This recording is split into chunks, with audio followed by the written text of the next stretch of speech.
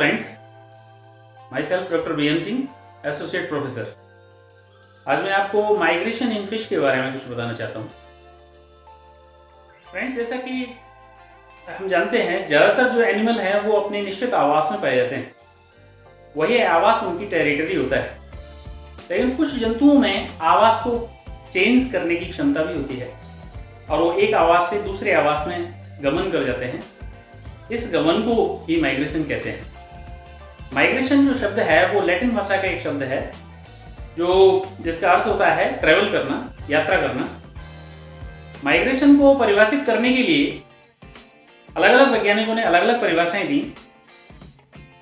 Thompson ने बताया कि माइग्रेशन पॉपुलेशन की ग्रेविटी में अंतर होता है। निकोलस्की ने बताया कि ये सदस्यों की बहुलता में अनुकूलन की माइग्रेशन कहलाता है। ये बताया कि फ्रेश वाटर की लगभग 8000 प्रजातियों में, मैराइन वाटर की लगभग 12000 प्रजातियों में और 120 प्रजातियों में, दोनों में, फ्रेश वाटर से मैराइन में, मैराइन से फ्रेश वाटर में माइग्रेशन होता है। माइग्रेशन को इस प्रकार से हम बांट सकते हैं। माइग्रेशन की कैटेगरी मुख्यतः 3 कैटेगरी हैं: पोटामोड्रोमस, ओशियानोड्रोमस और डायड्रोमस माइग्रेशन। पोटामोड्रोमस माइग्रेशन होता है फ्रेश वाटर से फ्रेश वाटर में। मछलियां नदियों में लंबी लंबी दूरी की यात्राएं करती हैं, उसे पोटामोड्रोमस माइग्रेशन कहते हैं। जैसे कि कार्प्स और ट्राउट्स में इस प्रकार का माइग्रेशन पाया जाता है। ओशियानोड्रोमस माइग्रेशन समुद्र के अंदर ही लंबी दूरी की यात्राएं करती हैं। समुद्र से समुद्र की यात्रा को ओशियानोड्रोमस माइग्रेशन कहते हैं।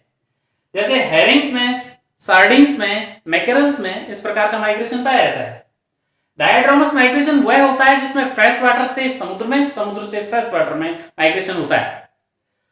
डायड्रोमस माइग्रेशन को फिर 3 सब कैटेगरीज में बांट सकते हैं: एनाड्रोमस माइग्रेशन, कैटाड्रोमस माइग्रेशन और एम्फीड्रोमस माइग्रेशन।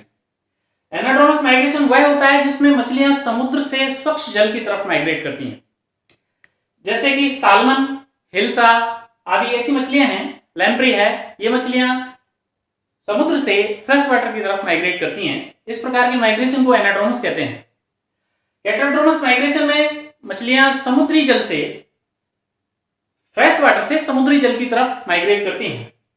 इनमें यूरोपियन ईल और अमेरिकन ईल के एग्जाम्पल बहुप्रचलित हैं। इस प्रकार के कैटाड्रोमस माइग्रेशन कहते हैं इसे। एम्फीड्रोमस माइग्रेशन के अंदर फ्रेश वाटर से समुद्र में, समुद्र से फ्रेश वाटर में आना जाना रहता है मछलियों का। इस प्रकार के माइग्रेशन को एम्फीड्रोमस माइग्रेशन कहते हैं। ये जनरली गोबीज मछलियों में पाया जाता है। अब प्रश्न ये उठता है कि ये माइग्रेशन होता क्यों है। इस माइग्रेशन होने के लिए 4 कारण जिम्मेदार होते हैं। इसके निम्न 4 कारण होते हैं।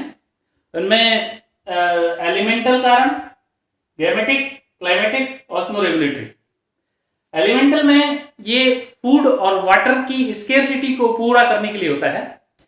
जैसे कि मैकरल्स में, बोमिडक में ये इस प्रकार का माइग्रेशन पाया जाता है। दूसरा है गैमेटिक माइग्रेशन या स्पॉनिंग माइग्रेशन भी कहते हैं इसको। यह हिल्सा मछली के अंदर पाया जाता है। ये अपने प्रजनन के लिए, ब्रीडिंग प्लेस को खोजने के लिए ये माइग्रेशन होता है। तीसरा है क्लाइमेटिक माइग्रेशन। ये क्लाइमेटिक जो एबायोटिक फैक्टर्स हैं उनसे प्रभावित होकर के मछलियां ये माइग्रेशन करती हैं। चौथा है ऑस्मो रेगुलेटरी माइग्रेशन। इसमें ऑस्मो रेगुलेशन को कंट्रोल करने के लिए, रेगुलेट करने के लिए या कंसंट्रेशन को रेगुलेट करने के लिए यह माइग्रेशन होता है। अब मेन चीज है कि कौन कौन से कारक हैं जो इस माइग्रेशन को प्रभावित करते हैं। उन कारकों को 3 भागों में मुख्यतः बांटा गया है। माइग्रेशन को प्रभावित करने वाले कारक, फैक्टर्स अफेक्टिंग माइग्रेशन। माइग्रेशन को 3 प्रकार के कारक प्रभावित करते हैं: physical, chemical and biological. Physical factors में टेम्परेचर, प्रेशर, टर्बिडिटी के कारण मछलियां माइग्रेशन करती हैं।